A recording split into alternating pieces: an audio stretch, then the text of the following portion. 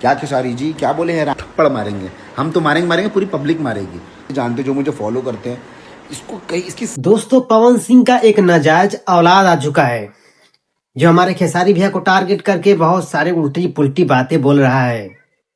उसको तो मैं आगे वीडियो में रेलूंगा, लेकिन सबसे पहले उस बकचोदवा का वीडियो देखिए पहले आप सभी। इतना बड़ा है नहीं, ना इसकी औकात है ना इसका मुंह की भगवान विधायक बनेंगे, मतलब आप सरपंच बनने के लायक नहीं है।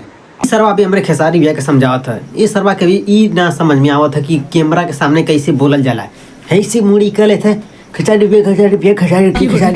की ये सरव सुधर जाता ही। फैन फॉलोइंग सिर्फ बिहार में, ये बाहर कहीं दिख जाए ना इसके मुंह पे जूता मारो बीच चौराहे पे। ये खेसारी भैया का फैन फॉलोइंग खाली बिहार में है।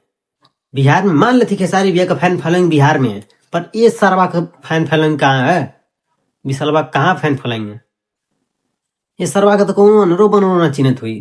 खाली पवन सिंह मेरा पापा है, पवन सिंह मेरा पापा है, खाली इधर उधर जाके उल्ट पटांगी बातें करता है। सरवा खाली रोस्ट करता रहता है हर किसी को।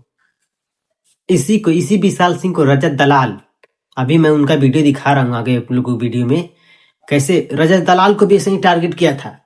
ऐसे मुड़ी टेढ़ रजत दलाल को भी बोलता था कि तुम मिलो तुम्हें मारूंगा।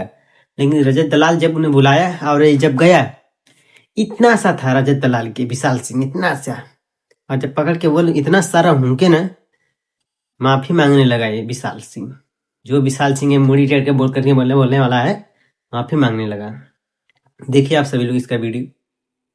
भाई के साथ कोई दिक्कत नहीं है। जिसने बोला था सॉरी बुलवाओ, अगर यहाँ भी कोई वाला है ना जो बोलता है सॉरी।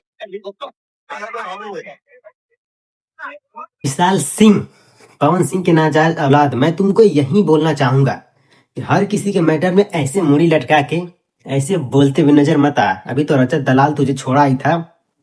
रजत दलाल तो अभी तो हुक के छोड़ दिया, लेकिन खेसारी भी ऐसे पंगा लेगा ना, फाड़ देंगे बीच में से।